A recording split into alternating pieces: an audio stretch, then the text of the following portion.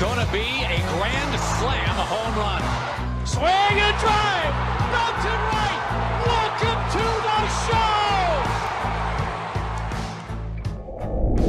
show. Time for another team top prospect list, and it's perfect timing because we actually had a trade within this farm system. It's the call up. We are talking Los Angeles Dodgers top prospects for 2024. I'm RM Layton. He's Jack McMullen. And Jack, we're going to talk about Trey Sweeny because he is in the top 15 of our top 15 prospect list, which is, of course, linked in the episode description. But it was perfect timing as we were working and finalizing this Dodgers top prospect list that we got to talk about a trade that just happened. And I didn't really have to change much because you had Yorbit Vivas going the other way. Of course, also a reliever in Gonzalez that will slot into the Yankees bullpen and probably a middle relief role, but we don't care about that on the call up. Once you become a big leaguer, we don't care. We're going to talk about Vivas and Trey Sweeny. And I think that was an interesting swap.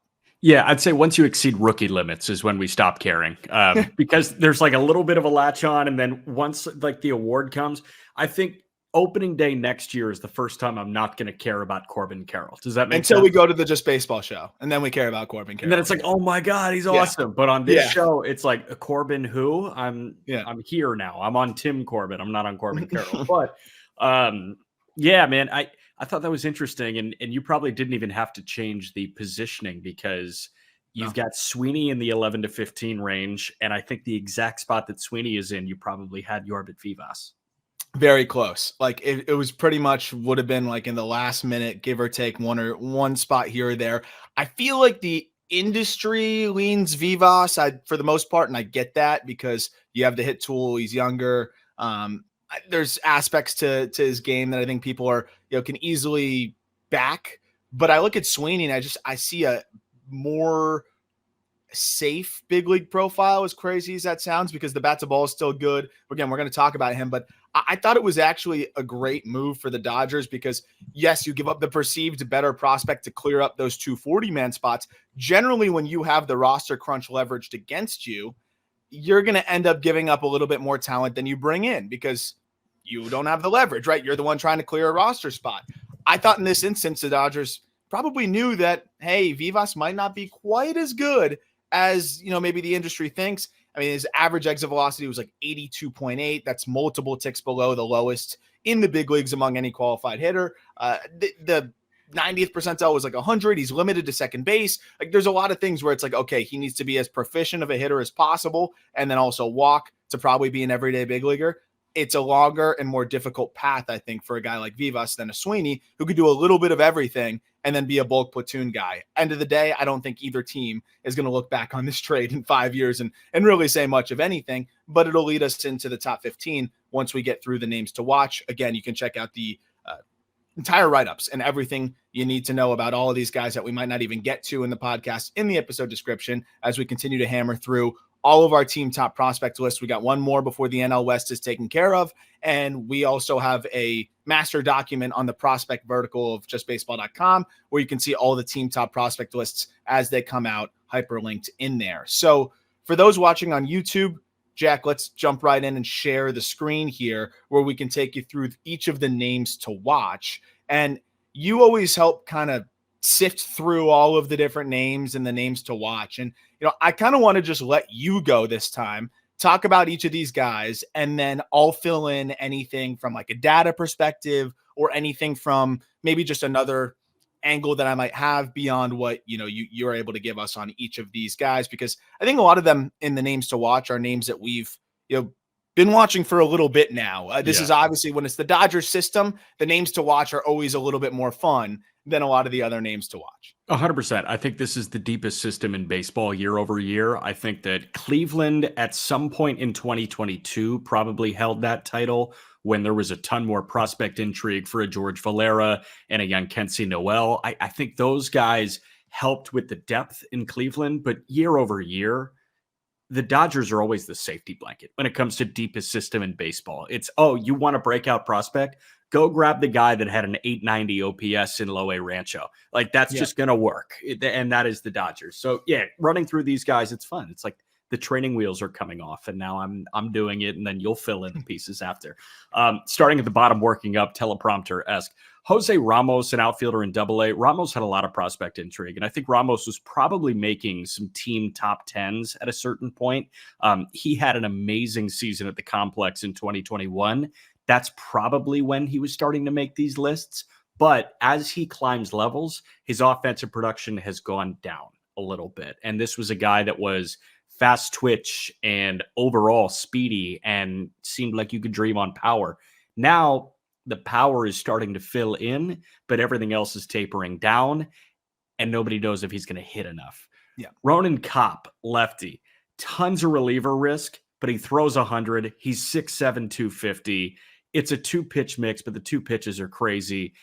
I think it's a career, like 6.5 walks per 9. I've got it in there, 6.2 walks per 9. Yeah. But it's a career 14.5 punch outs per 9. So I think you're signing up for the roller coaster that is Ronan Kopp, the future closer, if he can figure out a little bit more of the strike throwing thing.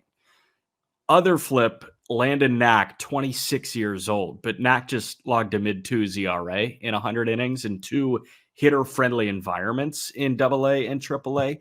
Knack is interesting because all the other guys that were looped into that Tulsa rotation, whether it was Froso, Hurt, Sheehan, Nastrini at the beginning of the year, like all those guys, you could, bunch River Ryan in there. Knack was the more pitchability one of the group, and he was the crafty one of the group. And unfortunately, crafty and prospect pedigree are not really a thing. Hyun-Suk Jung has yet to throw a professional pitch, but the right-hander was going to go number 1 overall in the KBO draft. There's no data that you can find. There's no stats that I can look at. All I can do is read articles. And it seems like this cat is 6'4". He throws 100. He sits in the mid-90s. It's a high-spin, high-carry pitch. And he can rip off sliders and curveballs. I'm fascinated by those guys. And I heard great things about Jun-Suk Shim, who was the top Korean signee in 2022. The Pirates. So I've seen that these two are very similar. If Shim is that good, Jung might be that good too. So that's where I'm at. That's the reference point. And I have seen some Shim big, just with limited video too, but we were able to get a little bit of him since he's thrown at the complex a little bit and he's been out and about a bit more. And if these guys are comparable, then Jung's going to be pretty fun to watch. And anytime the Dodgers shell out $1 million or close to it, 900K here, you got to pay attention. 100%. 3 more guys. Jake Geloff, younger brother of Zach Geloff, was amazing at Virginia. And Virginia has a ton of excellent bats come through, excellent arms too. But this was kind of hard for me to read. Like I had no idea that he was this good at UVA, but he set the single season RBI record with 81 as a sophomore. And then he bested it with 90 in 65 games as a junior this past year. And he was still a 2nd round pick. I was thinking he was going to go like 25th or something, but instead he falls into the 30s or 40s and he goes, it's bat dependent. There may not be a certain defensive home for him. He may just move over to first base, but the stick talked, man, at UVA. Austin Gauthier, I want to say it is. Gauthier. Utility guy. 2nd, 3rd, short, left, and right. Walked over 100 times. Had a 435 OBP. So sign me up for that. He's 24 years old, and he made his way to Double-A. And then Yeiner Fernandez is an interesting one. 21 years old. Kind of doing the Andy Rodriguez thing where he split his time between catcher and second base. That might not mean he can play second base, but that does mean that he is a talented and athletic catcher. And he is kind of cut from that Gabby Moreno cloth where it's hit tool above all, and you hope the athleticism turns into more. Yeah, so I got to see a little bit more Fernandez. I'll kind of work backwards in the AFL. It seemed like either he was particularly in the AFL to work on his infield defense, or that was maybe some insight into what the plan is. He was seeing action at short, seeing action at second, and it might just be because of their organizational situation as well. I'm not sure. I didn't get to see him catch much, so now I'm even more curious, to dive a bit more deeply into his catching ability, but such a good athlete. If he can catch a little bit here and there too, can play all over the infield. It's a really interesting profile to your point. With Geloff, it was surprising, like when you see the production that he did fall the way he did. And I think ultimately the Dodgers just felt like it's just such a good value pick at that point. But if you look at the swing, there's some swing and miss concerns kind of going up against more challenging competition. And even breaking balls gave him some trouble against better competition in college. He crushes fastballs. He does not miss hangers. And he could end up being that kind of mistake hitting corner guy. But as you alluded to, the lack of home kind of makes it a little bit more difficult to get behind that profile. Knack, I think Knack, we usually don't do the names to watch in any particular order. Would you say it's fair to say Knack, just based on what he did and the floor and the pitchability, that he's probably prospect number 16 out of all of these names to watch? Yeah, right? I think so. I think the other one that has a case right now is Kopp, because Kopp has been really good. Like, all of the run prevention numbers are excellent. He has yet to have a professional season without a sub-3 ERA, but you look at Kopp, and you can look at the baseball reference page, you can watch this guy throw, and it just screams reliever. Knack screams starter. Yeah, exactly. And innings eater, and then, with Kopp, you could have a high leverage reliever. It's mid-90s fastball. You mentioned forts or triple digits, and the slider is just disgusting. I mean, it wasn't really about anybody hitting him. Opponents hit $175 against him last year. It's just Ronin Kopp versus Ronin Kopp, and we'll see which side of Ronin Kopp wins there. And then Ramos, I honestly thought it would be worse this year. And I know that's probably selling him short because he is talented, but I thought the swing and miss was really going to rear its head in Double-A. And the production took a bit of a step backwards, especially if you look at WRC plus, because he's in the Texas League and all that. But he was young for the level. He still hit 19 home runs. He still kept the strikeout rate, if I'm not mistaken, below 30%. I thought it was all in all like a decent year. I thought he actually did better. I thought he was going to get blown up a lot worse. It's basically the way I'm trying to put this one. So Ramos is definitely still on the radar, but not the he's not like Andy Pages, like some people were maybe hoping when they were first signed and when we're getting our early looks at the complex from a Jose Ramos. Right. I think we've got Andy Pages at home, and it's Jose Ramos. Like that's kind of what he is. By the way, there's no particular order with these. It's just alphabetical by last name. Oh, you actually went alphabetically this time. Yes. Wow. Do you always do that? Because when I write them in there, dude, I just spray them through. Well, you're always working numerically. I don't know if I've done it previously, but I started doing it this time, and I felt really good about it because we're not showing favoritism. So I'm going to do it moving forward. There you go. Perfect. I love it. So we'll jump into the top 15. And 15 is the guy that the Dodgers just went out and got. And Sweeny, I mean, here's the interesting thing with Trey Sweeny. First round pick, and I think when you see a first round pick who doesn't have anything that really jumps off the page, it puts a lot more pressure on the hit tool. First round pick out of Eastern Illinois. I always mix up all of those like Eastern whatever types of schools. Eastern Illinois, right? Yeah.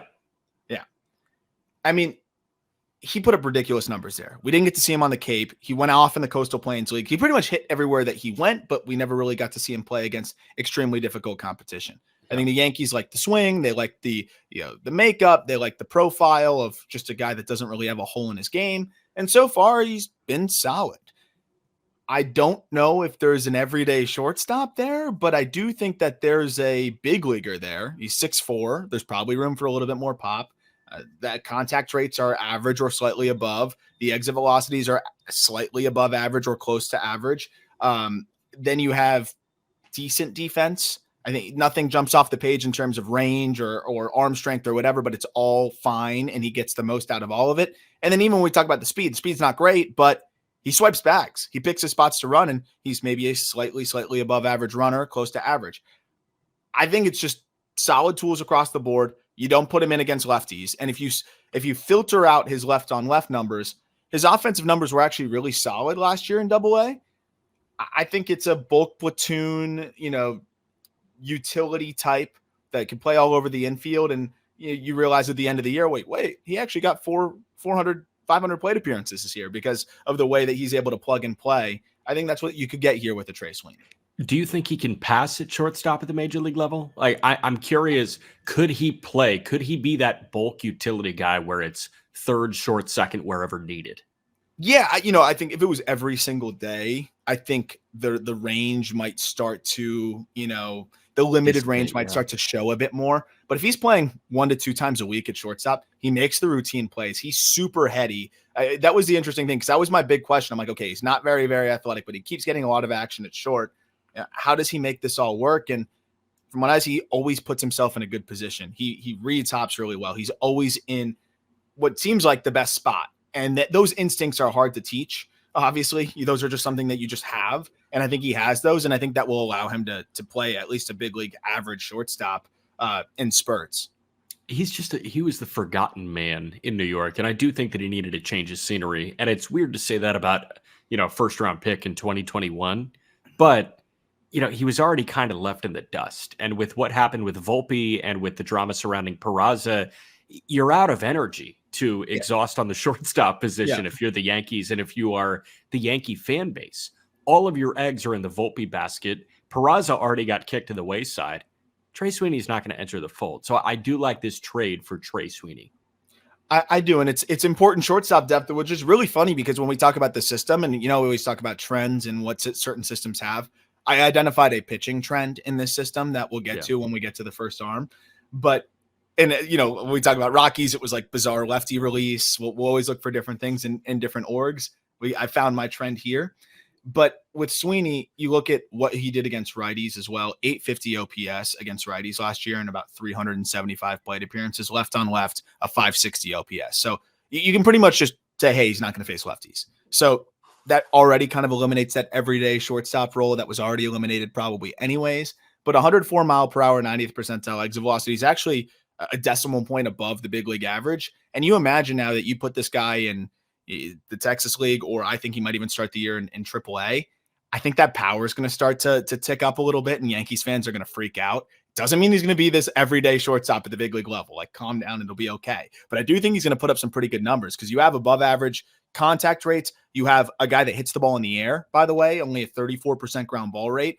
He gets into the pull side well and lifts in the air to the pull side well, and he doesn't chase. So I think it's a really sound profile. And I think it's one that's going to play well in those environments. So I could see him putting up some gaudy PCL numbers as Yankees fans start to lose their mind. But ultimately, I think bulk platoon roving infielder type is what makes the most sense.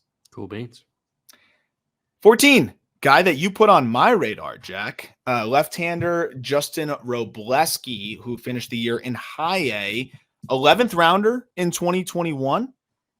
I mean, this is a unique pitcher, and I really struggled to peg him in terms of where I think he, lines up and what his, because there's a lot of guys where it's so classic, right? You say, oh, if he sticks, if he can improve his command or if he can find a third pitch, he'll stick as a starter. If he doesn't, he could be a good high leverage reliever. We're going to say that probably 3 or 4 times when we get through the next 13 prospects. But with Robleski, he could probably play as reliever, but I almost feel like the 5 pitches and the unique delivery and the funkiness and just kind of varying his looks, each time through the lineup plays into his favor. Like, I don't know how great he'd be in short spurts. Maybe he'd be good because the fastball would be upper 90s, but I don't know. I like something about the way that he can kind of vary his looks and just be almost a confusing at bat for guys. It's a fastball that I think is his best pitch. It's a plus heater in the mid 90s. Then you have a slider that I don't know why he didn't throw it more. He throws it 10% of the time, but it was one of his most dominant, if not his most dominant pitch.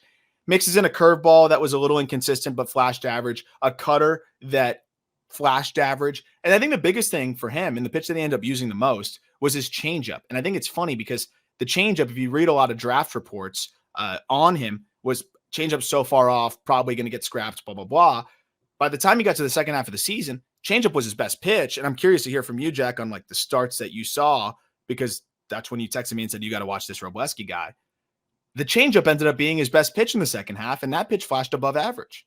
I'm a sucker for lefties with fastball changeup, man. Like it was, the fastball takes off like a rocket ship from, I mean, like he's a shorter guy at 6'1". He gets down on the mound relatively well. Do you have a release height in front of you? I feel like it was low. So it's slightly below the big league average in release height at about 5.8.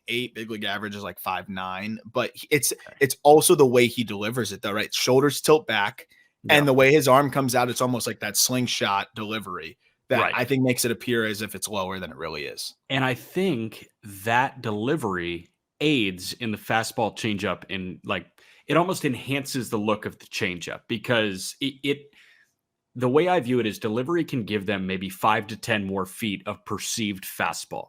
And on that changeup, you've got that tilt, you've got that, short radius, you've got that slingshot type movement. All of a sudden the ball's on you. And instead of picking up that it's going to be a changeup 35 feet away from you, you're picking up that it's a changeup 28 feet away from you. And that's all the difference that pro pitchers need. Yeah. And the fact that he was up to 97 is huge for that changeup too. Yeah. I was just fascinated by this guy because he is older for the level. He was coming off at TJ. That's why he was an 11th round pick. Yep. There's so much to love here. And I think he and so many other pitchers in this organization are just good enough to evade the reliever risk. Mm-hmm. Is that a fair assessment? Like, I think he's just good enough to be pigeonholed into future reliever.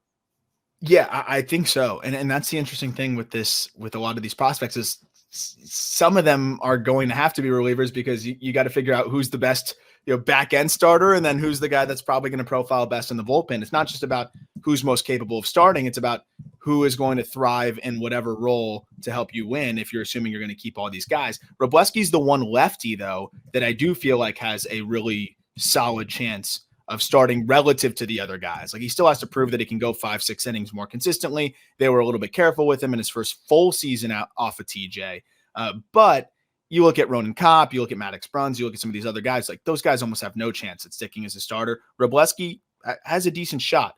I am curious to see how that stuff plays up in Double-A and see how those hitters perform against him. Again, I think that fastball at 94 to 96, grabbing 7s and 8s is going to play, and it has good shape. The one interesting thing is the extension's not great, but I think the slingshot delivery that we talked about actually, compensates for that a little bit. Finding that changeup was absolutely huge because I think that gives him a way to be able to get righties out. And then off of that, just also having that slider and that cutter that he can mix in, it gives him a chance to be able to get hitters from both sides out. So I think this guy could be kind of a 5 and dive type of starter or capable of a little bit more than that. And this is going to be a year where he could potentially be that next helium guy in this system or start to shift more towards the reliever risk type that is still intriguing, but not the big leap that we see with some of the other arms that we're going to talk about in about a minute here. Yeah. 13, another one of your favorites. I know how much you love your Johnny DeLuca. And I thought he was awesome in his big league debut. It was really a fourth outfielder role, and that might be ultimately what makes the most sense for him. But outfielder with plus speed, can play all three spots at a high level, good defensive center fielder, good field to hit, just enough power to where if he does hit enough, I think you could say, hey, that guy's an everyday player. But if he's closer to an average hit tool, then you feel really good about him being a high floor fourth outfielder type that can crush lefties as well. He has really hit lefties well throughout the, history of his professional career up since his 25th round selection in 2019. What's interesting is in college, he was a switch hitter. Then they scrapped that. So now just hitting righty, I think he just sees the ball so well from lefties, but has improved drastically against righties as well. I think if you look at his pro numbers, it's an 860 OPS against righties and then like a 943 OPS against lefties. So he's still got strong splits, but I could see him really being a short end platoon guy that gives you a really good defense in the outfield. And then maybe for a second, third division team, that's probably an everyday outfielder. That wouldn't surprise me at all with the intangibles that he brings and how efficient he is of a base stealer as well.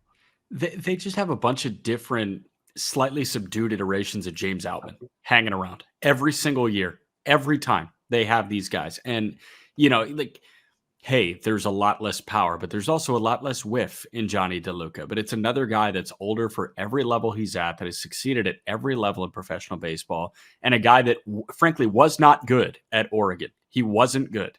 Yeah. And he went later than, he probably should have gone given the tools.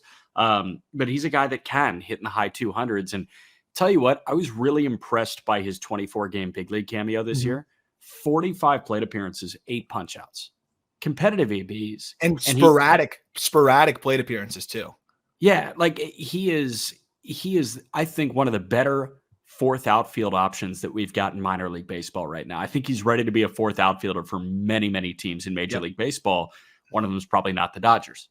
And I think there's a lot of teams in Major League Baseball where, again, he could be taking 4 or 5 starts a week in the outfield and probably be a better option than some of the teams that are running some outfielders out there that we're going to see this coming season. Like just being honest with it, especially when you look at the base stealing, which I think could be more of a part of his game with the new rules and wanting I'm to shocked try to make it isn't.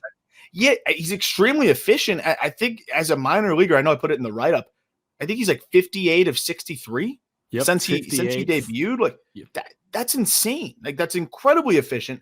I do wonder if he starts to do that a little bit more as he gets to the big leagues and gets more action there, because it's just another thing that he can add to his game and add a little bit more impact. But there's also just enough juice there where I think if he were to get thrown into a role where he ends up playing more than a team may have expected, he's not going to just be a slap hitter. There's doubles power. He flashed a 108, maybe a 109 mile per hour exit velocity. That's close enough to big league average to where he'll get his extra base hits. And I mean, man, like I know hitter-friendly environments. Yes, that's always the precursor when we talk about West Coast teams. NL West, we're flying through the NL West, and everybody just wants to talk about hitter-friendly environments. But like at the end of the day, 22 homers in 101 games in 2021, 25 homers in 98 games in 2022, 17 homers in 73 games in 2023. He's hitting homers. They're leaving. Yep. No, I mean, there's some merit to that. And that's the other thing that the Dodgers do a good job of is they find guys who generate lift. Noda, Ryan Ward, dude, all these guys. I'm telling you, Outman was that guy. It's like, hey, he's just hitting homers. Yep, it's carry. Like, okay, the exit velocities might be average or slightly above, but the power output is plus. A la Andy Pages, we'll get there. Like they find guys that can really create leverage and be able to get the ball to carry off of their bat and leverage those environments. And sometimes that ends up working out at the big league level as well.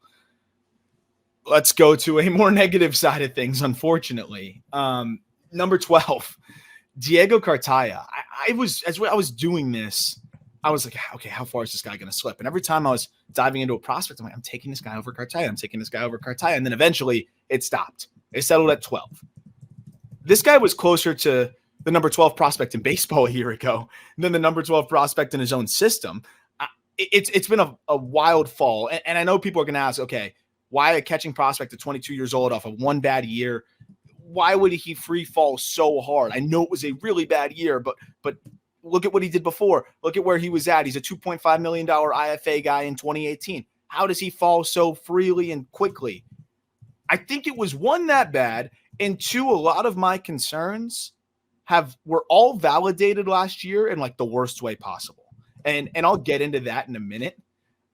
I'll kick it to you first. Where are you at? Because I know this was a Aram led. I hate speaking in third person, but like a me led slam down the rankings. Not that you didn't agree, but did you think that this was a pretty far push? Like, was this the floor for you for Diego Cartaya? Jack thinks Aram pushed Cartaya to the floor. Okay. I think that's a hard question. I don't know. Do I take past merit and past credentials and bump him up to 8? He hit a $190, punched out 30% of the time. I think if we went to trial and I tried telling you that Diego Cartaya was the 7th best prospect in this organization, and you tried telling me that he was the 12th, you'd be winning because all the data, all the stats, everything this year backs up your case. So I think you did the right thing. Yeah. And I it's hard, man, because name recognition in the prospect world at some points is fucking everything. Yeah. Yeah. And you kind of just teed me up, right? So if I'm making my case here, I wanted to see Diego Cartaya develop defensively. He did that to a degree. I wanted to see Diego Cartaya stay healthy. He did not do that. I wanted to see Diego Cartaya make some strides with the bat to ball skills. Didn't really do that. I wanted to see some strides with the approach. Didn't do that. I wanted to see if the power could tick closer to plus. Didn't do that. Actually regressed. And I wanted to see a little bit more athleticism and mobility, and we went the complete opposite direction of that. I don't like speculating on injuries at all, but you don't see very often a 21-year-old, then 22-year-old, or 20 to 21. It's kind of a little bit in between both because he turns, I think his birthday's during the season. But his average exit velocity dropped by more than 2 miles per hour.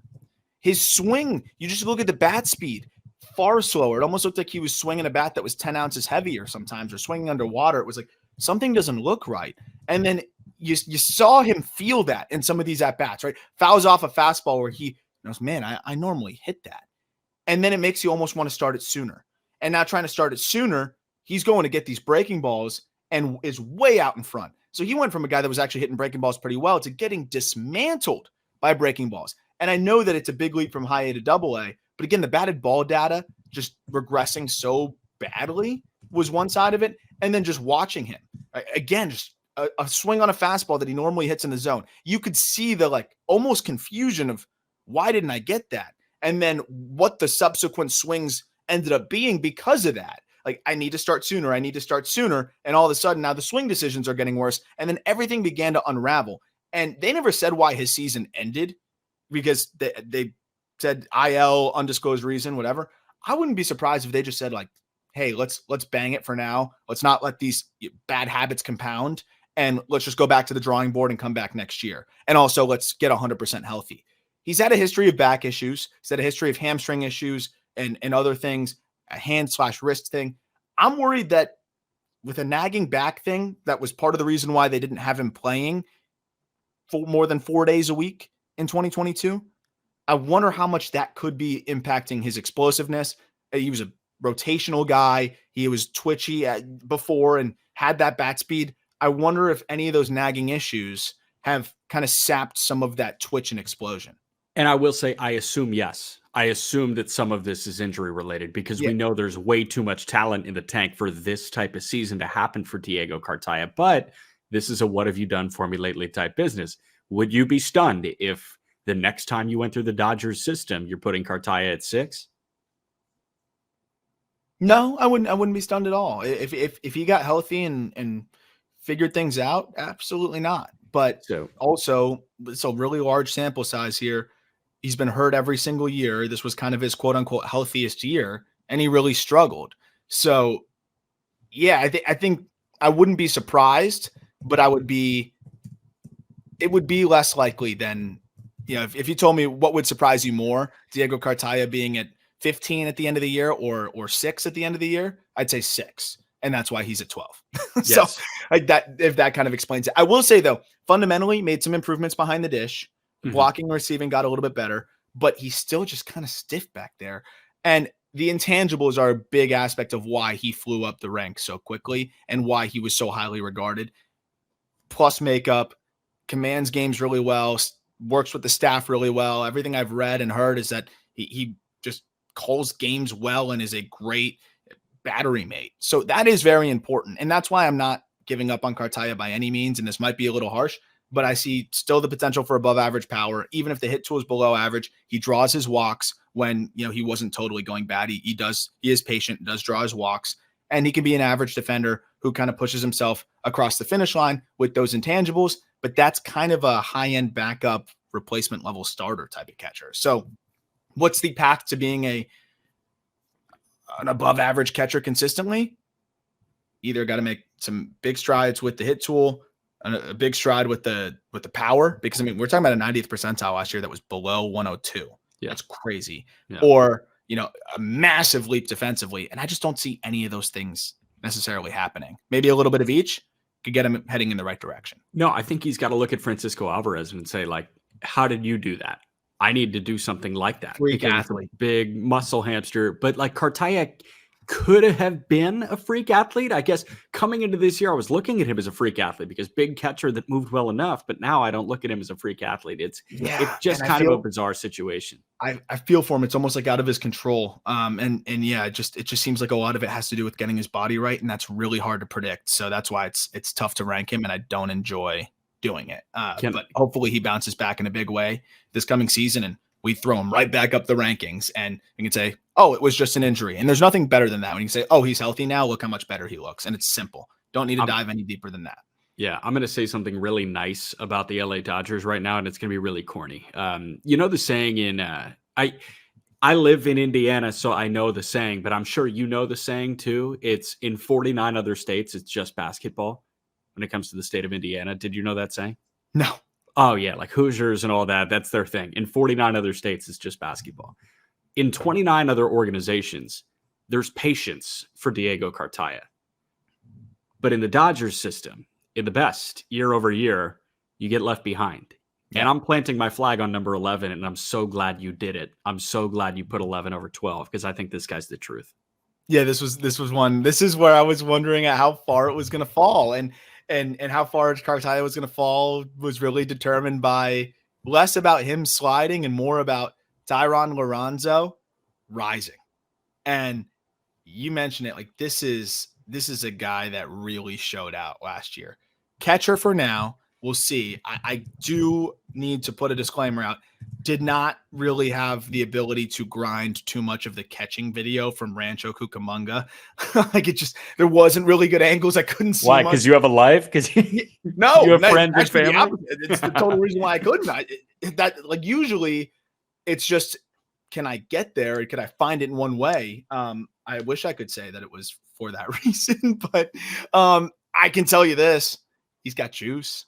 He's got major power from both sides of the plate, Jack. And if he can even be a fringy catcher, I mean, we're talking about like Samuel Basallo and guys like that. I mean, there's a lot more of this palatability. I'm making up words to. No, I like it. To the lack of defensive catchers, maybe the not talented defensive catchers that are just maybe good enough to get by a couple times a week, but rake. Like I think that you're seeing big league teams have a lot more patience and interest in those types. And Loronzo is one of those types. And he's got time to keep getting better behind the dish. And again, I got to do more diving into that specifically. But plus power went off in low A this past season. Crazy EVs for a guy that was 19 and then 20 years old. And the fact that they got him for $30,000 in 2021. Talk about what have you done for me lately? I mean, Cartaya signed for $2.5 million in 2018. Loronzo signed for $30K in 2021. And there's a chance that the Dodgers may feel the same way about Loronzo at this point. Like there's a very real possibility. And you also have a guy that's a couple years younger than Cartaya who will start this coming year in high A and could easily catch up to him, with a good year. 90th percentile exit velocity of 106 was one of the best marks in the entire Dodgers organization. Yeah. Really, really interesting there from a 20-year-old. 19, I think, at season start. Max of 114, a moonshot that he hit from the right side, which is interesting because his left side's actually far better, or not far better, but a full notch better. 997 OPS from the left side, 809 OPS from the right side. There's some swing and miss, but as the season progressed, and remember, this was his first year at full season ball, the whiff rate dropped and dropped and dropped and dropped, and he's extremely patient. 22% chase rate, 16.5% walk rate last year. I think you alluded to it in the beginning, Jack. Who's the Rancho Cucamonga guy with the 890 OPS that could blow? This guy. This is the potential breakout guy that everyone's going to be all over if he can hit enough. And I thought he showed some reasons to believe that he can hit enough. Here's the thing. It wasn't 890. It was 960. So it might not be a good enough breakout guy. He already might be too good. But man, Basallo was this good last year. He really was. And I think this guy in 2024 can be Samuel Basallo in 2023. This is my Basallo candidate. This is my teenager that the world's going to know about because he's too good to ignore. I think he's amazing. Like the swing is beautiful. I know you watched that, and the patience shines through. Like I didn't have that chase data until literally today when I was reading through this article. And you can just tell that he's patient, patient, gets his pitch, boom. Easy and he might, takes, right? Right. And he might miss the 2-1, but on 2-2, he might still kill it. And I love that about a teenage guy. Yeah, I'm with you. And I think it's an important point that you make. It's not just that he doesn't chase, it's how easy the takes are. And when you see the ball that well, and it seems like he's got his moves down and he's in rhythm, that's a guy that I think is going to be able to progress pretty well. And I will say Basallo did have some in zone whiff too at each stop, but he kept that in zone whiff at the same figure everywhere he went. So it just almost felt like a guy that just knew when he could let it eat, and then could lock in and make enough contact in the spots that he needed to. And it seems like Loronzo's built from that same cloth as well, or cut from that same cloth as well. 41 batted balls, 105 plus miles per hour last year is absolutely ridiculous for a guy that was 19 at the start of the season and played like 100 games or less. So very excited about him. Very interested to see how the high A and then potentially double A test goes for Loronzo. Keep an eye out for him.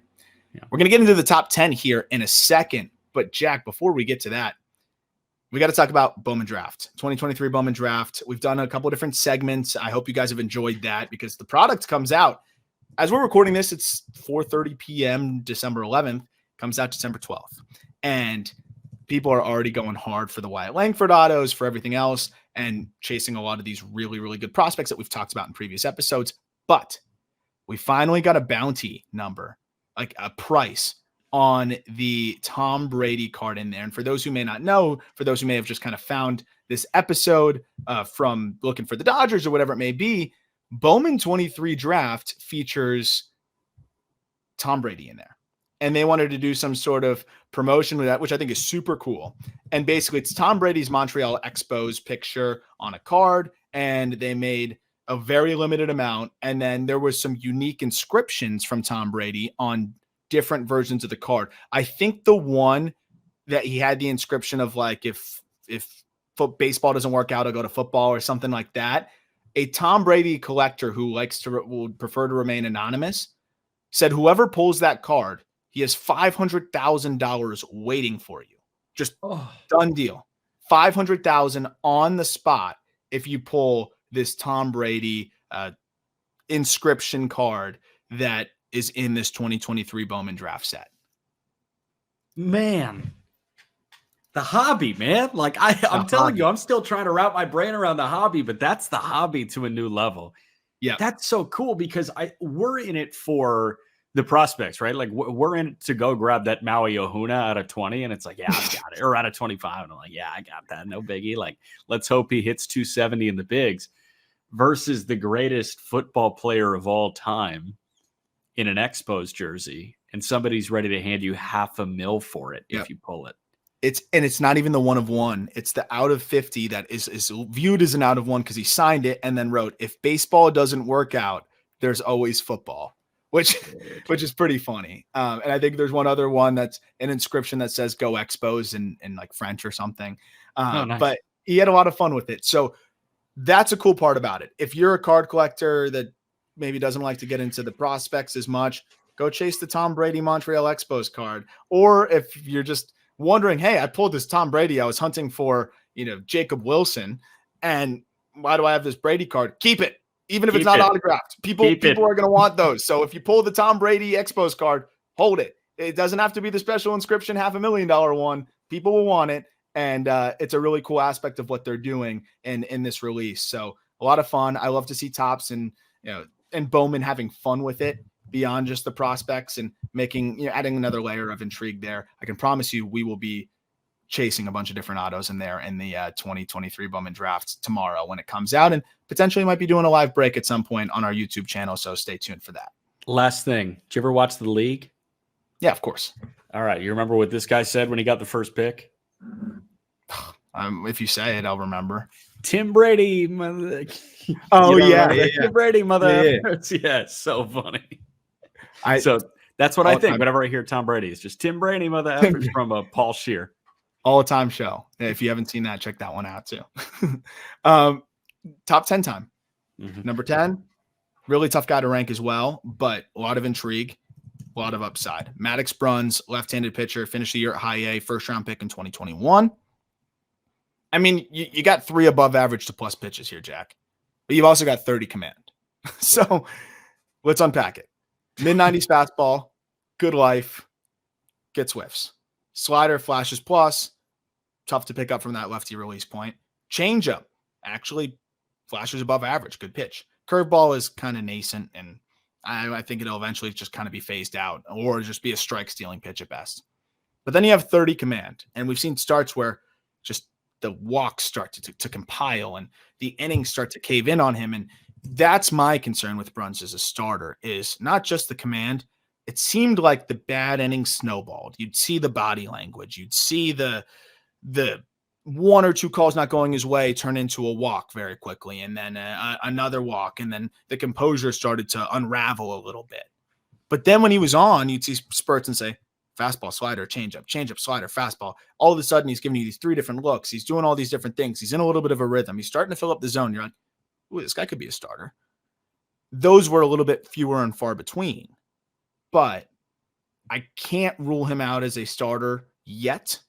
I think it's unlikely. I think he's got one more year to try to prove it. If not, they got a really good high leverage lefty relief piece here. He had more starts with 4 or more walks issued than he did 1 or fewer walks issued. And it's not like he's going 7 every time. You know, most he went in a single game, I think, was 5 innings. He went 5 innings twice. Other than that, it was 4 innings. It was 3 2/3. And he had more 4 or more walk outings than he did 1 or fewer walk outings. And that's hard to sell as a starting pitcher. Snowballing is something that the Dodgers can't fix. That's something that Maddix Bruns needs to fix. Yeah. And that is a tough one for the Dodgers to swallow. But if Maddix Bruns, and like, listen, he's a young pitcher, and he's a really talented pitcher. A lot of pressure. First round pick for the Los Angeles Dodgers. Yeah. You know? And I think that, I had a great conversation with Jared Jones about it too, because that was a guy that things snowballed on a lot. Like in high A, Jared Jones was not that good because things snowballed, and he was very honest about that.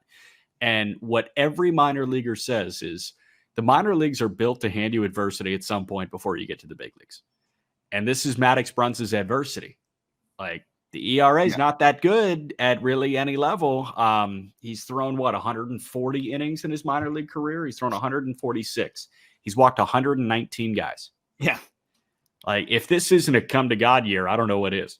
Exactly. But the good news is, if it doesn't come together command-wise, there's a big league arm here, right? The slider is nasty in the mid-80s. The fastball would probably tick up to closer to 96 to 98. You can probably get a little bit more than that from the left side. And that changeup is good too. So, I mean, he could be a multi-inning reliever. He could be a high leverage arm that you throw in the back of a bullpen. There's different ways that you can weaponize this 21-year-old if it doesn't work out as a starter. So that's why I still have him at 10. There's just so much value with this arm. Yeah. Moving into number 9, and it's River Ryan, right-hander, who finished the year in AAA, and I think is knocking on the door of a big league debut pretty early this coming season, depending on what the Dodgers do with their pitching rotation. 11th round pick in 2021.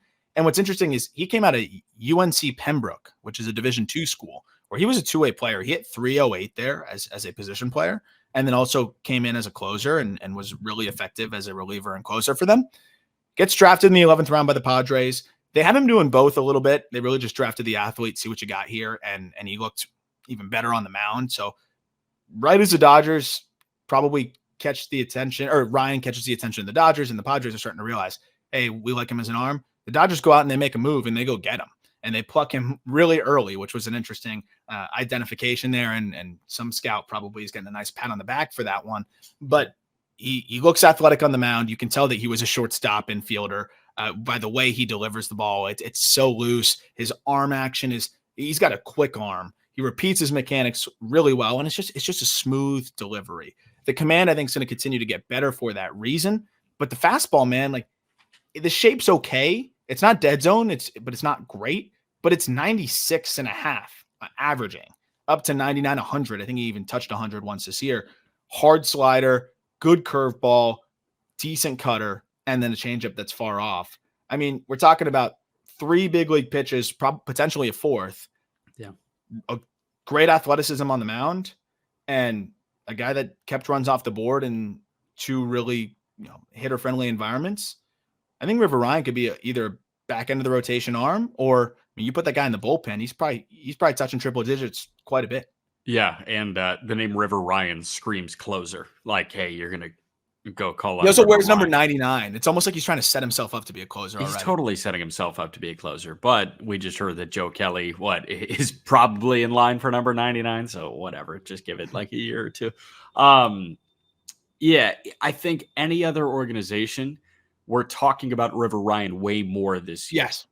But he was so buried on that Tulsa rotation, man. Like, he was the fifth most intriguing arm there. It would probably go Sheehan 1. You would go Nastrini 2. You would go Froso 3, or maybe Froso 2, Nastrini 3. And then you got Ryan. You had Kyle Hurt there at the same time. You had Knack there at the same time. Yeah, I put him basically only ahead of Knack out of all of those arms. Yeah. Which is crazy. Maybe ahead of Nastrini just because of how the fastball started to really tick up. But from a stuff perspective, Nastrini's pretty dirty.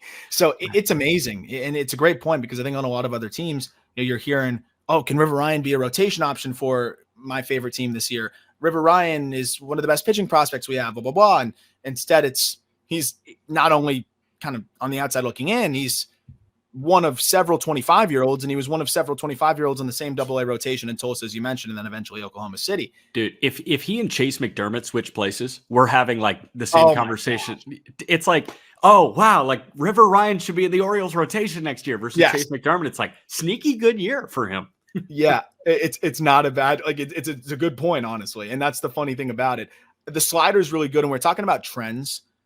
Ryan, I think, has one of the best versions of the trend that I see in this system, which is a gyro breaking slider. And that means it's a slider that's breaking kind of downwards rather than having that sweeper action. Sometimes I have a little bit of both. For a lot of the sliders that I've seen in this system, they're hard in the mid to upper 80s with the gyro break. So you're getting whiffs against lefties and righties with that downward bite, but you're also getting a lot of weak contact. So he picked up a 19% swinging strike rate, but he also picked up a 55% ground ball rate. So even if you might miss your spot, guys still miss on the top of it, and you're getting ground balls. He didn't allow a home run between the Texas League and the PCL with that slider, and it was his second most thrown pitch. So that's a really good sign of a pitch that should play really well at the big leagues. And then the curveball can be a little bit more of a whiff, get you swinging at a ball in the dirt kind of pitch, and then a cutter there that is more of that, I think, weak contact inducer as well.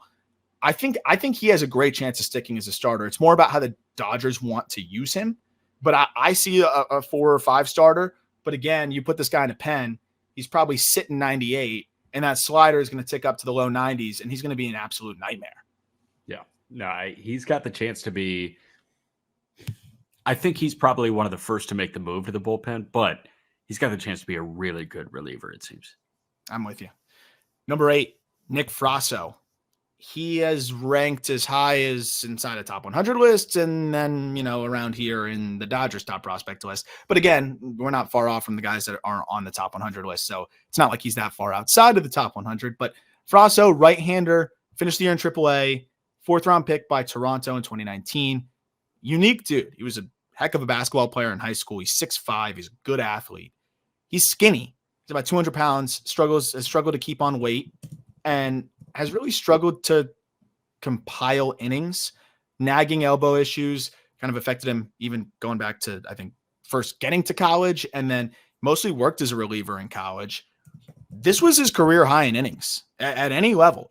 Whether he was an amateur or a pro, he had never thrown more than 60 innings until this year where he threw 93.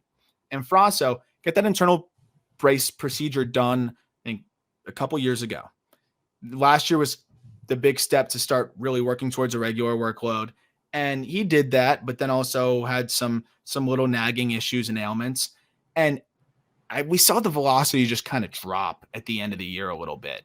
And we saw the velocity drop from the first pro look we got at him. When he was drafted by the Blue Jays, he finally returns, makes his pro debut while recovering from that elbow surgery. And in short spurts, 2-3 innings, I mean, that fastball was playing like a plus pitch. And that's why you'll see plus grades on it, because he was sitting 96, 97, touching 100 from that funky cross-body release point that he's able to repeat because he's such a good athlete. This inward twist, he fires and the ball almost comes across you if you're batting from the right side, or it comes out of almost what seems like towards third base if you're a lefty.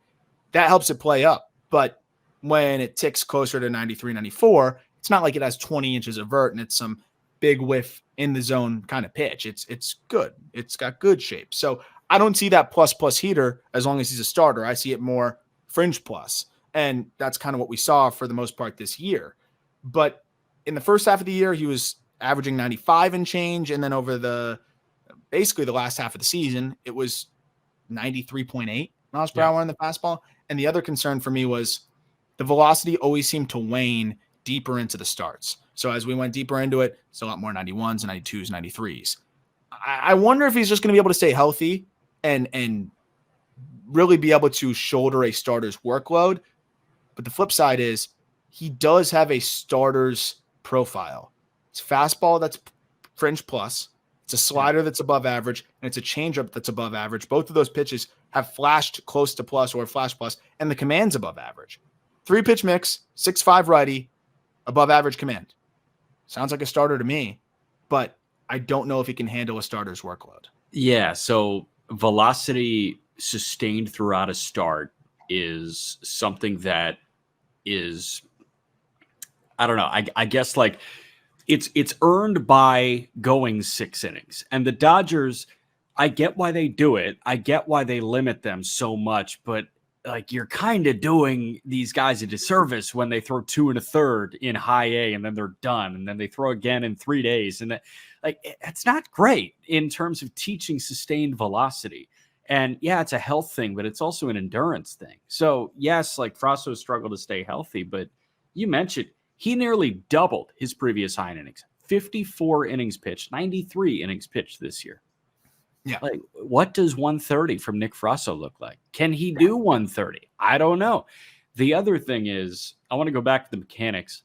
You watch those mechanics, like it's hard for me to wrap my brain around them being repeatable. And he repeats them so well because he's a really good athlete, and he finds the zone because he's a really good athlete. But if you ask me to get on a mound and like do your best Nick Froso impression, I'm going to get hurt within 10 pitches. Over. Yeah, I'm falling over. I'm going to get hurt within 10 pitches, or every pitch is going to the backstop, and they're either going to be spiked or they're going to be sailed. I have no idea how he does that, but he's so long. He's really athletic. I don't know. There's just a lot of like, a lot of confusion. I do wonder if the effort in that delivery, right? 'Cause it's that, it's a big windup. It's an inward is it effort? Like, it's engaging his you got to do all those things in terms of engaging those parts of your body, but he really engages them. I wonder if that just like wears him down a little bit. But as the start goes on, it's a high effort delivery, or at least a high effort. I think it's high effort mechanics. I don't know if like when he throws, you're saying, oh, that looks like it's strenuous on the arm, but it almost just looks exhausting and strenuous on the body. But he's moving slowly. Like, that's the thing. I don't know how high effort it is for him. He might just be built weird, and like that's what feels normal to him. I will say there are way more guys that throw like Jose Quintana than guys that throw like Alex Wood. One of them has really clean mechanics. One of them has really repeatable mechanics. The other is like, how on God's green earth are you able to do that 100 times every 5 days? Yeah. No, I'm with you. And I think Froso ends up settling into, he could be that, like, and I hope he doesn't have the injury bug and issues that Tony Gonsolin had, but there could be that kind of Tony Gonsolin role where you just really manage him well. Tight leash. Yeah, you move him in different, 5 and dive spots, relief here and there, skip him in the start here and there, and build him up. But I think he's best as a starter because of that 3-pitch mix and because of the command. So that said, if you put him in the bullpen and we see him in shorter spurts, throwing that upper 90s fastball instead, and the stuff that we saw last year, or 2 years ago, I should say, then he could be another guy that's just a great high leverage arm. So there's different ways that they can weaponize him and use him. And at least in an emergency, that he can plug in the rotation as soon as next year and, at least make some spot starts. Yeah. Next up, and this was hard. It was really hard for me to separate these two guys. Kyle Hurt, right-hander, got the opportunity up at the big leagues very briefly. It was a one outing up there. It looked really good. Hurt is that data darling that maybe the numbers aren't as good as some of the other guys that we've talked about in terms of on the surface, but the data is crazy, and I think it's going to play at the big league level a little bit better than some of these other dudes. Fastball is nasty. Like, it is just 96 miles an hour up to 99, and from a low release point for a 6'3", 240 guy's big dude, seems like he could handle a workload. 5'6" release, which is really low, especially for a guy as big as him.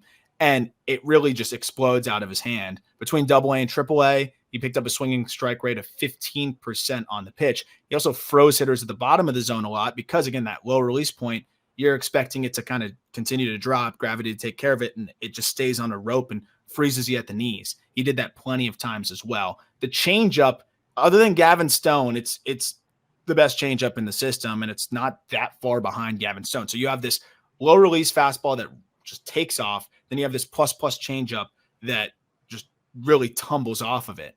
He's trying to find that third pitch. I think the slider's better than the curveball, and it's been okay through spurts, and I think it could be a fine third pitch. But this could be a guy that goes fastball, changeup, turns the lineup over once or twice, mixing in the slider just enough. And if the command can at least get to average, I do think Hurt can be a 5 and dive starter that gives you like number 4 type value with just how good the numbers are in the swing and misses. Can I just say I'm shocked that it is an average with the cleanliness of the mechanics. Like, he's a big guy that throws like a big guy, and typically it's the big guys that have the cleanest mechanics.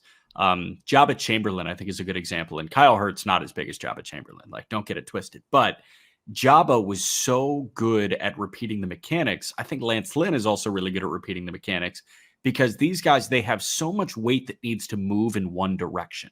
So if you start moving it in 2 directions, you're going to be behind the 8 ball. You're going to sail everything. And I think what Hurt does so well, he's a way, I guess, more lean version of Lynn or Jabba, but he keeps all of his weight in one place, and then he fires it in the same direction that he's got to go at one time. And I think that helps with fastball changeup. Mm-hmm. I don't know if a curveball can come off that, just because you need a little bit of that whippiness, athleticism to, like actually snap off a bender and have it play well there. But fastball changeup is always going to be good if his mechanics look like that. And he's shown stretches, and I think you bring up a good point also about working towards home plate. Gordon Graceffo came on the show, a big dude, used his weight well, and like talked about how working towards home helped him see an uptick. Jackson Jobe, not even a big dude. I mean, he's bigger than most human beings, but in terms of some of the guys we're talking about, it's not as much mass moving forward here. He talked about just getting that weight going towards home plate and how much that helped him, and Hurt seems to do that naturally, as you pointed out. You take out a couple of the blow-up starts. He had a couple blow-up outings. He walked 7 in one of them.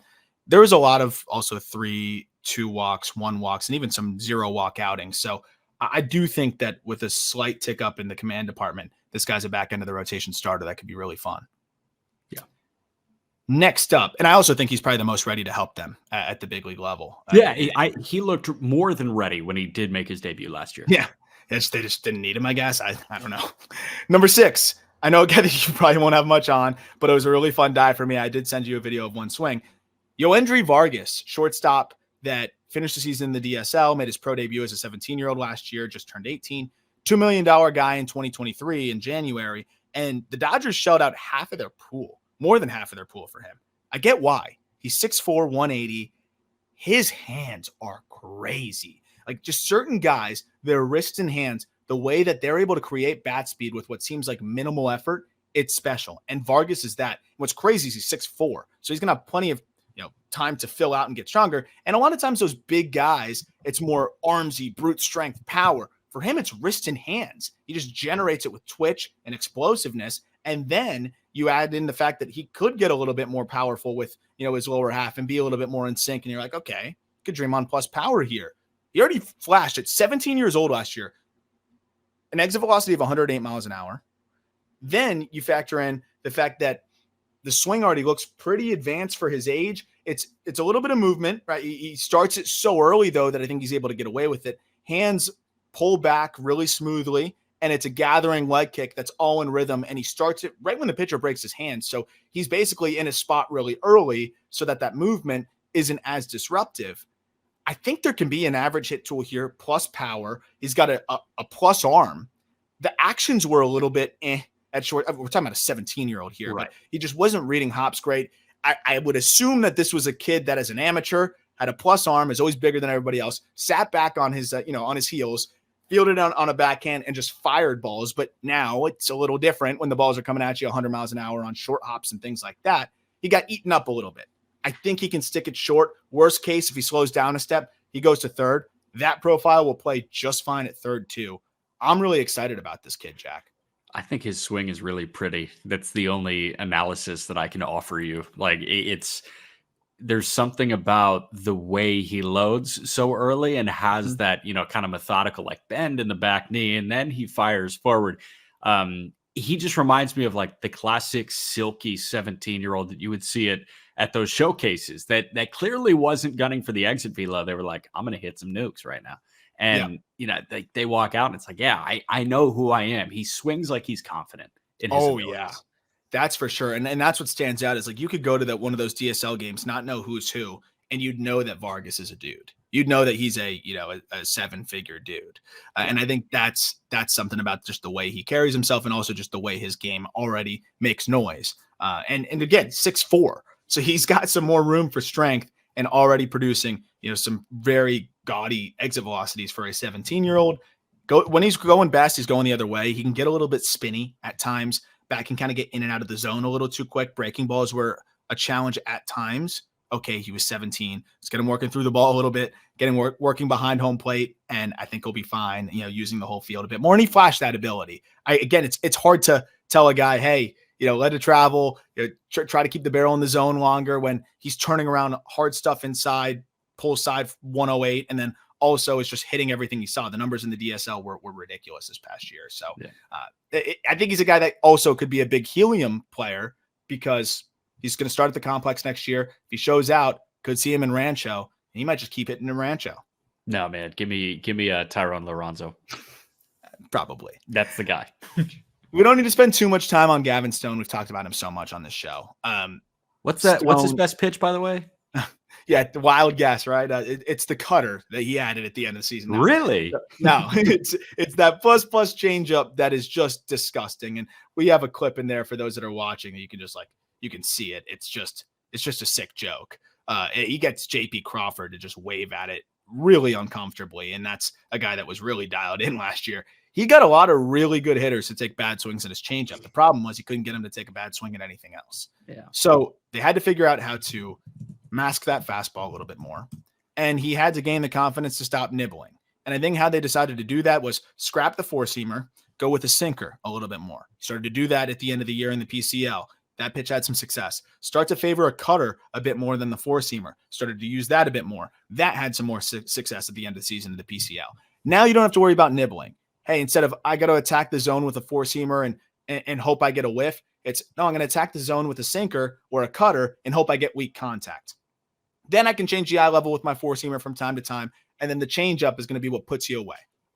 That seems to be what they're trying to find here, is what's the right arsenal to get Gavin Stone to trust his stuff, to get big league hitters out, and to still not get too far away from who he is, which is diabolical changeup pitchability guy. He got away from that when he lost the confidence in his stuff, and I saw a guy that regained confidence in his stuff when he made some adjustments, and we saw that at the end of the season. Was the adjustment scrapping the four-seamer? It really was to me. It was adding that sinker and cutter usage by a good amount. It's hard to wrap your brain around what happened to his four-seam fastball at the major league level. Opponents hit .517 against it with a .930 slug. .930 slug. So that's probably what, a 1,500 OPS, 1,600 OPS? Yeah, that's absurdity. He allowed 28 batted ball events, 9 singles, 3 doubles, 3 homers. He allowed 3 homers on the four-seamer. He got 1 strikeout on the four-seamer. Like it's I mean, he lost a mile per hour and lost an inch of induced vertical break. Yeah. So like it was already like average fastball, and then now you lose shape and velo. That it's going to be tough. And then that's why I think you pointed it out. Like, I think it became abundantly clear very quickly. Okay, this pitch isn't going to fly. Yeah. Or actually, it's going to fly too much at the big level. So what do we do here?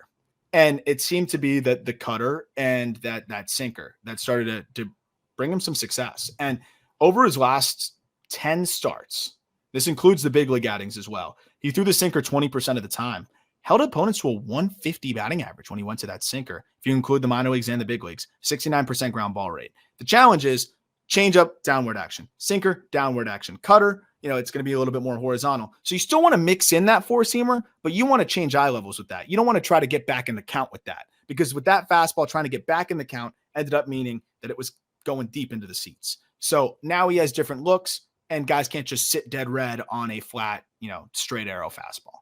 Yeah. I think he's going to get a chance this year, and I think he can be a solid 4 or 5 for them. I still think with this unique, change in the arsenal, I think there's going to be some blow up starts. But I think when he's locked in and he's hitting his spots, he could also get you a lot of strikeouts too. I still see a 4 or 5 here, and I feel pretty confident about it. This is the last pitcher that we're talking about. So I ask you, what does the rotation for the LA Dodgers look like this coming year? I feel like there's going to be guys that they haven't even gotten yet, right? I mean, so let's say a free agent or a trade. Buehler, Bobby Miller. Yeah. Then we got, for argument's sake, is Kersh back? After the All-Star break. Okay. Shoulder surgery. Sheehan. Okay. And then they're going to sign somebody. You think they signed 2? What about Pepiote? Pepiote's ahead of these guys too now. Yeah, I would think Pepio. So that's it. Walker, Bobby, Pepiote, Sheehan, and then a free agent signing. And maybe 2 free agent signings, and one of those guys is plugging in and playing. Yes. A couple of these guys got to get moved, man. Yeah, I think so. Because all of them are so close to ready, and they're all 25, and Sheehan's better right now than all these guys, and Pepiote's better than all these guys right now. I think one of the guys in the top 4 is going to get moved as well, and I'll say that when he comes up. Okay. We move into number 4, guy that we also don't need to talk that much about because we've talked about him so many times on so many episodes. 3 years. You've talked about him on Locked On Prospects. Yeah, I literally think so. Michael Busch, second baseman, some stints in the MLB last year, finished in AAA. Powerful bat, walks a ton. Max Muncy light is what I always call him. And I think with that blend, he's got a really high floor. The question is, how much power is he going to hit for? I do think that he benefits from the PCL, which, okay, yeah, but he's a good hitter and he hits the ball in the air and he does hit the ball hard. I don't think it's plus power. I think it's closer to 55 than it is 65. So we'll say fringe plus power in the raw department and probably above average game. I think that's the challenge here. Is it might be closer to 20 to 25 homers in a big league season. And then you really need him to hit in the bat to ball department, right? He's got to be hitting 250, 260 with those walks to be the everyday player that you want, because you're not going to get a ton of value with the defense. So that's the thing for me, is he is a little bit of a tweener because the raw power is not jumping off the page the way some might think when you think of a profile like Busch. Yeah, like Muncy, the raw power is jumping off the page. But Busch does translate it into game power, and maybe he'll always just be able to do that. So does the raw power for Julien jump off the page too? Because I know we've talked about Julien and Busch being very similar. I thought it did a little bit more. Yes. And the patience is way more apparent for Julien than it is Busch. Yeah, I'm just curious where his defensive home is. Like, is he going to be a below average second baseman? Is he going to be a average to below average third baseman? Is he going to be a first baseman that moves well? It is, I think, a similar defensive conversation to Roenis Elias, who was playing a lot of first base in Minnesota, and now he's playing second base in Miami. And like, you're watching him, and he's fine, it's passable. Yeah. So is the bat good enough to make that happen? Elias hits 360. Busch is not going to do that. That's the thing. And that's where it gets into the tweener stage, where it's like, okay, Julian's getting on base at a 380 clip or something and hitting 20 to 25 homers. I think the power output game-wise could end up being similar, because I think Busch has a better feel to get into it in games. Julian just a little bit more raw power. But Busch is also a little bit better defensively as well. But Busch is playing a lot of first base at the end of the year. And I do wonder if that's where he ends up seeing some action. Dude, and ends up just kind of roving around a little bit. Whether it's with them or someone else. I don't know. He kills me because I've talked to him before. I did an interview with him before, and I really like him as a guy, and he's too good to be in the minor leagues, but he's not good enough to crack the Dodgers lineup on an everyday basis. No, or even a platoon basis right now. So he's an 11 and a quarter shoe. Like, pick one, 11 or 11 and a half, please.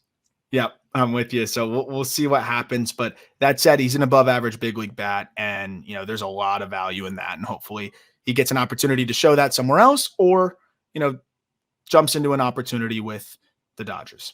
Yeah. Number 3, Andy Pages, another guy that we've been talking about forever, and we're probably higher on him than others. And that's because I think he's as good as anybody at getting into game power. For those watching on YouTube, here's a perfect example of such where, I mean, he is just a demolisher of anything left up in the zone. Then beyond that, he will golf balls out of there. I think that the one area is like if you get it to the top, like a lot of hitters, it'll be the blue zone. But if you hang anything, he's going to crush it. If you try to blow it by him inside, he's going to crush it. And he just seems to always hit the ball in the air. He was off to a fantastic start to the season and then got hurt. I think that's the really frustrating thing is I think he was really going to burst onto the scene. This is a guy that I've always been, a big fan of that I think has suffered from prospect fatigue as well. That just seems to be comfortable in the corner where his arm absolutely plays. He's more than fine out there. He was once playing center field. I don't think they're going to do that anymore, but I think he's an above average or at least solid defender in right field or left field. I think above average. And then you see what he was able to do in 2023, which was his second stint in Double-A out of the gate. His disappointing year was a 102 WRC plus in 2022, by the way, where he hits 26 home runs and only strikes out at a 24.5% clip. The exact clip he struck out at high A the year before as a 20-year-old. So I thought this was going to be his breakout year, like on another level. I know that it was a breakout year, quote unquote, when he hit 31 home runs in high A, but I thought it was his time to do it in the upper levels and prove, hey, that swing and miss, it's not a problem. He started to do that through the first 33 games, extremely productive without hitting a ton of bombs. 3 homers, but a ton of doubles, 12 of them, a triple, getting on base at a 430 clip, striking out at a 22% clip, gets up to AAA. They promote him because of how good he was, and he gets hurt in the first game. Yeah. And we didn't see him for the rest of the year with that shoulder issue. So he's going to start the year again this coming season in AAA. A guy that lifts the ball a bunch in that environment, he's going to ball out in AAA. We're going to try to find a spot for him. I don't know where it's going to be, but I think he's got 25 to 30 home run potential. I think he's above average defender in a corner, and I think he's going to walk. I don't know why people are not more excited about Andy Pages. I really don't know. I'm going to say it. Take away the stolen bases because this guy went 30-30 in the minor leagues. There's so much Jock Peterson and Andy Pages. Like the Dodgers brass needs to look at Pages and be like, wow, this is very similar to what Jock did. And I want to run you through Jock's minor league numbers and Pages' minor league numbers. And the ones that jump out to me, 465 minor league games for Jock. He hit 297. Pages is not going to do that. 114 bags. Pages didn't do that. But 88 doubles, 87 homers, 281 driven in. Pages in 401 games, 97 doubles, 89 homers, 284 driven in. 220 walks, 420 punch-outs. Jock Peterson, 280 walks, 430 punch-outs. It's very similar, the counting numbers, through a comparable number of games. So I need Dodgers fans to realize that this is a kid that just turned 23 like this week. Andy Pages is 23 years old in 3 days. Happy belated birthday, Andy Pages. What he's doing is very similar to what Jock did in the minor leagues. And this is with losing a year where I think he was about to go nuclear. So I'm excited. And I think that's a great comp to, like, if they get something similar to that, you're going to be really happy. And it's a bigger guy that can survive in center field if need be, but probably better in a corner. Like that is Jock. Yeah. And I think could probably be a better defender than Jock is, has become in the outfield, maybe for hopefully longer. But the way you can get into the game power, the feel to hit, the approach, all of those things, seems like he was continuously heading in the right direction. And I think he's going to have a big year if that shoulder, doesn't have any lingering issues going into this season. Love the swing. Really stood out to me in the AFL, and being able to get an up close and personal look there. That's where I really fell in love with the game of Pages. Yeah. Number 2, Dalton Rushing. Rushing did not quite have the season we thought because of a lull in the middle, which ended up, I think, being largely due to a concussion and the lingering effects that he was dealing with that. Then came back and looked good at the end of the year. Rushing is turned into one of the best prospects in the system, obviously, at number 2. If you ask some, maybe the number 1. Second-round pick in 2022, part of that lineage of Louisville catchers that have just been so good with the bat specifically. And I think with Rushing, you're looking at above average hit, or at least average hit with above average on base skills, above average power, and just a sweet swing from the left side. It's going to be interesting to see where his long-term home is defensively, but I think he could at least be an average defender at catcher, and then maybe you could throw him in different spots. I think he's athletic enough to get by in left if you wanted to try to figure that out. But what I like with rushing is the above average hit, the above average power, the ability to get into it in games, and I think just a really sweet swing from the left side. You ready? Yeah. Tampa is good in pretty much every facet of their team except for the catching depth. Francisco Mejia was moved. Christian Bethancourt was moved. Right now, their catching tandem on opening day is Rene Pinto and Alex Jackson. They have nobody in the minor leagues. How much more do the Dodgers have to give besides Dalton Rushing for Tyler Glasnow? I don't think much at all. Right. I think a lot of the industry really love rushing. What stands out the most, I said like pretty good ability to get on base. I think elite ability to get on base. Elite ability. He's what? He was a 14% chase rate. 14% chase rate. Yeah. Like with average contact skills, like that's going to make that hit tool play closer to above average. And again, I think the swing is like a really key part in this. I think the contact rates will only improve. He starts with this really simple, comfortable setup, stacked in the backside, uses a toe tap for timing that he starts early. And it just seems like he sees the ball so early. Because of that, he has his rhythm. He doesn't get out of it very often. And again, like able to leverage that power pull side and catch balls out front that he knows he can do damage on, but also has the wherewithal and the ability to stay back and shoot balls the other way. He uses the whole field pretty well, and he's not going to give you any free strikes. So from that lens, the bat alone is going to keep him in the top 100. And I'm excited to see what he does in the Texas League and beyond that, because even with that concussion lull and those things, he still produced an 891 OPS last year. I think he was far better than that. Exit velocities are well above average. I do think the power could trek closer to plus if he continues to mature at the plate here. There are very few top 100 prospects that are trade bait this offseason or that are expendable via trade this offseason. A lot of top 100 prospects are on teams that are, making their way. I feel like now more than other years, there are a lot of prospects within our top 100 that are on rebuilding teams. Yep. The Dodgers, that's not really the case. And rushing is, I think, consensus. Where do we have rushing? We've got him in like the 50 to 60 range. Yeah, 50 to 60 range. I think he's a consensus top 60 prospect. He's a top 10 catching prospect in baseball. I think that the Rays and the Dodgers are a trade made in heaven, with Glasnow coming to LA, Rushing going to Tampa. But, Rushing can be the headliner and not much else needs to be added in order to go get a Dylan Cease or a Corbin Burns. And it's clear that the Dodgers love Will Smith. Like, you already have your Louisville catcher and you have 2 more years of control of him. You might extend him. We'll see what happens. I think there are enough catching prospects that could pan out in this organization. If not, they can go pay a catcher on a 2-year deal, 3-year deal, or a 6-year deal for Smith. But man, like, based on the excitement that you've got from Loronzo, if you still have confidence in Cartaya, this is the best trade chip you've got. Yeah. And I think he could headline the package for Cease or for a lot of different guys. And just finishing up before we get to number 1 on what really stands out to me when he got right and the way he finished the year. Last 20 games, if you include the postseason, he hit 292, 446, 754, 9 home runs in his last 20 games of the season. Many of those postseason games. The guy went off because he got himself right, got himself healthy, and proved that, hey, okay, yeah, there was something going on. That's why I had that little slump. I mean, he was like an 0 for 30 stretch, and then finishes a year like that. 18% walk rate in that span as well. This guy's going to go nuts this year too. I really think so. Yeah. Number 1. I think we got to be the only people who have this guy as the number 1 prospect in the system. But Josue DePaula, if you're watching on YouTube right now, tell me this is not the coldest swing and just bat flip and pimp you've ever seen.